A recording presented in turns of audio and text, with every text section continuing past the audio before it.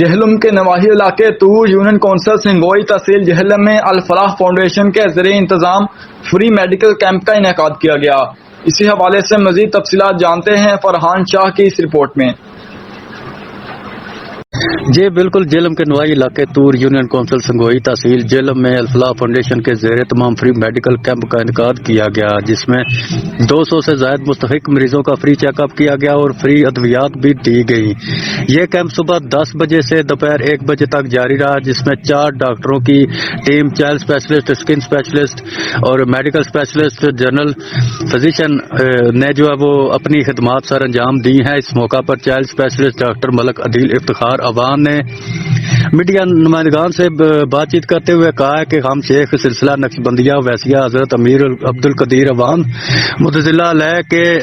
عوامی خدمت کے اس مشن کو جاری رکھتے ہوئے الفلاح فاؤنڈیشن پاکستان کے زیر تمام ملک پاکستان کے طول و عرض میں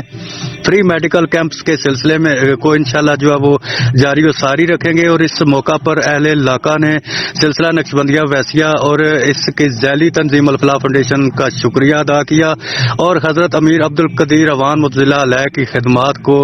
جو ہے وہ خلق کے جذبے سے خراج تحسین پیش کیا۔ دوبارہ اس کیمپ کا انعقاد جو ہے وہ کیا جا رہا ہے اور اس کے لیے درخواستیں بھی جو ہے وہ موصول ہو رہی ہیں، جس میں ان کا یہ کہنا تھا کہ ہم ملک کے طول و عرض میں اپنی خدمات کا سلسلہ جاری رکھیں گے۔ جی